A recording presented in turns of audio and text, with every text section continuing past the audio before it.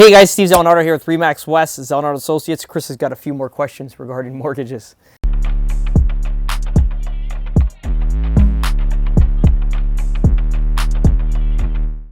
I read an article the other day that was saying if mortgage rates get raised anymore from what they are now, 1 in 4 Canadians won't be able to afford their mortgage payments going forward. What do you think about that? Yeah, I think they're right? But I think it'll even be worse. We'll see, because I think right now it's a lot of pressure on people. Because one of our rental properties, we forgot to lock in the mortgage, but it was an open variable for 5 years. For the reason being, it's that property up north, we got to subdivide the lots. But I didn't have control of the mortgage because it was under one of my partner's names, so I didn't realize what was happening with it. But that thing's at, like 3.8% already now. Plus, if we lock in, it's just shy of 5%. So with that said, how many people got stuck like that, haven't paid attention to their mortgages? I mean, that property's fine. We'll lock it in, for whatever, a 1 or 2 year mortgage, and then away you go. Then it'll pay for itself. It's not a question. But how many people are going to be in that same situation where they have a 5-year variable fixed, or they're into a variable mortgage, and now they're paying 1.8% in Jan, and now they're paying like 5% in, or like 3.8 to 3.9 in a variable right now, but if they lock in, it's like almost 5% currently right now. Yeah, I think that there's going to be some huge issues with that, and I think it's going to be more than 25%.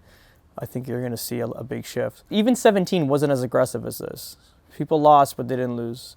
It was only inflation for like 4 months, like Jan to April. It was this huge influx, and then it shut down. So we have 2 years of consistent inflation growth, and that's why always talk about, it's a boring topic, but recovery. How long is it going to take to recover from these prices and get them back? Something like that happens when people can't afford it. What do you think is gonna happen at that point? Like, is that gonna trigger prices to just dump down because all this inventory is coming out now? Yeah, it's every tinfoil hat theory is that you're gonna own nothing and be happy. So I don't know, I don't know what to make out of it.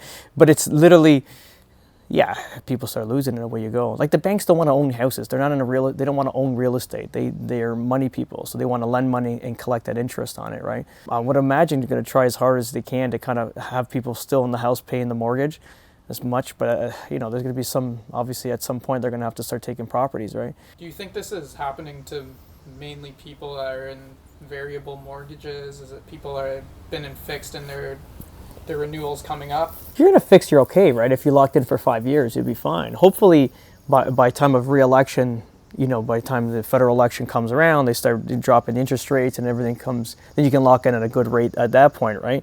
Mm-hmm. But we don't know, does that even happen, right? Yeah. If someone's with variable right now and just like riding this wave up, do you think it's like time for them to hunker down and lock in, or just wait it out? It's so hard to understand, because we know that and again, I have that property up north, it's the same thing. So there's supposed to be 7 more times that they're going to raise their rates.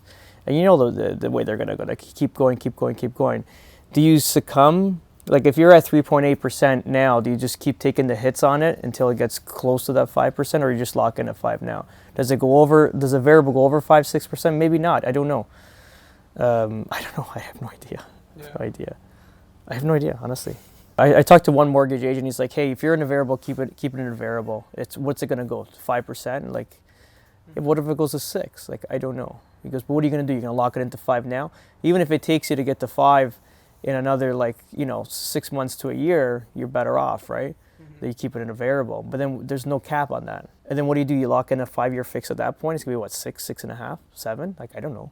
We don't know where this is going. This is it's the first time in our history as little human beings, little young adults or old. I don't even know what I am anymore, but it's like, this is the first time we have to kind of play with this. Usually I lock into everything. I lock 5 years, get the rate via, because the rates have been so great. I don't care if it's like you're going to save 20, 30 points, basis points in a variable. Like, who cares? I want to set it and forget it. I want to worry about it. If all the prices or interest rates are jacked up in the next 5 years, it's going to be scary to see what happens. Yeah, it's going to be wild, right? Yeah. But we don't know. But usually, again, elections bring down rates. They refuel the economy. They want to get revoted in. Like, the federal government now has 3 years, 2.5 years to kind of do what they want. So I don't know. Does he keep kill it, raising the rates for the next year or so. Then 8 to 10 months prior to election, or even a year, he starts lowering rates, fueling the economy.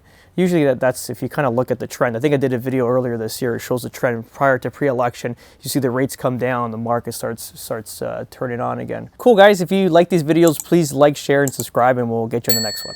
Ciao.